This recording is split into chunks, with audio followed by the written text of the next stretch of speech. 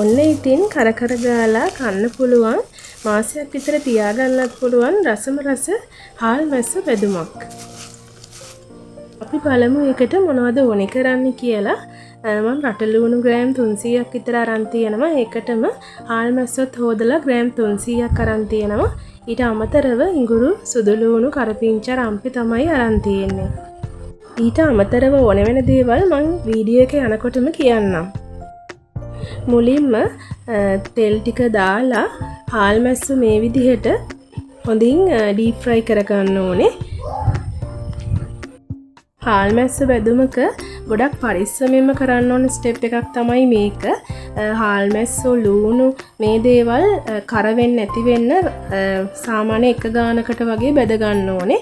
නැත්තම් තිත්තරහක් එන්න පුළුවන් වැඩිපුර බැදුනොත්. මේ විදිහට අපි හාල් මැස්සු ටික අයින් කරලා ඒ තෙල් එකටම අපි ලූණු ටික දාලා හොඳින් fry කරගන්න ඕනේ. මේ විදිහට මේ හාල් මැස්ස එක හදාගත්තාම ඔයාලට ෆ්‍රිජ් එකේ දාන්න නැතුව සති 3ක් විතර තියාගන්න පුළුවන්. මුකුත් වෙන්නේ නැහැ. ෆ්‍රිජ් එකේ දාලා නම් මාසෙකට වැඩි වුණත් තියාගන්න පුළුවන්. එයාර් ටයිට් කන්ටේනර් එක තමයි ඔයාලා මේක දාගන්න ඕනේ. ඒ වගේම මේක ගන්න අපි හැඳි යූස් කරනවනේ. ඒ හැඳි කිසිම විදිහකට වතුරෙන් හොදලා ඒ විදිහට ගන්න එපා. ඒ වතුර කලවම් වුණාට පස්සේ තමයි මේ බැදුම් ಜಾති අපිට කල් තියාගන්න බැරුව යන්නේ. මේ විදිහට කරපිංච ටිකත් මම fry කරගත්තා. ඊට පස්සේ නැවතත් තෙල් එකක් ලිපේ තියලා ඒකට ඉඟුරු සුදුලුණු චොප් කරගෙන එකතු කරගන්නවා. මේ බැදුමට ඔයාලට කෙසෙල් මුව එකතු කරන්න පුළුවන්. ඒ වගේම වම්බටු හීනියට කපලා එහෙමත් එකතු කරන්න පුළුවන්. තවත් දේවල් ඇඩ් කළාම ඔයාට මේ හදන බැදුමේ ප්‍රමාණය වැඩි කරගන්න පුළුවන්.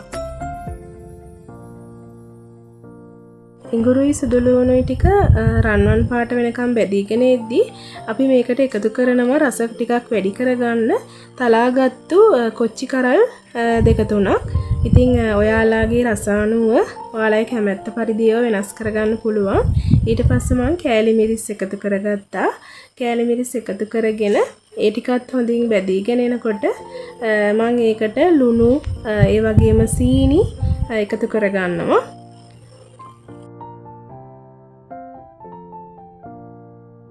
මේ වෙලාවේ ලිපේ ගින්දර අඩු ප්‍රමාණයක තමයි තියෙන්න ඕනේ. නැත්නම් මේ කෑලි මිරිස් ටික ඉක්මනින්ම කළු පාට වෙලා යන්න බලනවා. ඊට පස්සේ අපි කලින් බැදගත්තු හාල් මැස්සු ටිකයි කරපිංච ටිකයි ඒ වගේම ලුණු ටිකයි මේකට එකතු කරගන්නවා. ඊට පස්සේ ලිප ඕෆ් කරලා ඔයාලට පුළුවන් මේක හොඳින් කලවම් කරගන්න. මේ වෙලාවේ රස බලලා ඔයාලට ලුණු හරි සීනි හරි එහෙම අඩුපාඩු තියෙනවා නම් නැවත එකතු කරගන්න පුළුවන්. ඉතින් ඔන්න ඔය විදිහට හදාගත්තු හාල් මැස්ස බැදුම අපිට ගොඩාක් කල් තියාගන්න පුළුවන්. ඉතින් ඉස්සරහට එන අවුරුදු කාලේ අමුත්තන්ට සංග්‍රහ කරන්නත් ඔයාලට මේ වගේ දෙයක් කලින්ම හදලා තියාගන්න පුළුවන්. ඒ වගේම රටේ ඉන්න කෙනෙකුට කෑම යවනවා නම් ඔයාලට මේ වගේ හාල් මැස්ස බැදුමක් හදලා යවන්නත් පුළුවන්. ඉතින් ආයේ රසවත් වීඩියෝ එකක් අරන් එන්න. Thank you.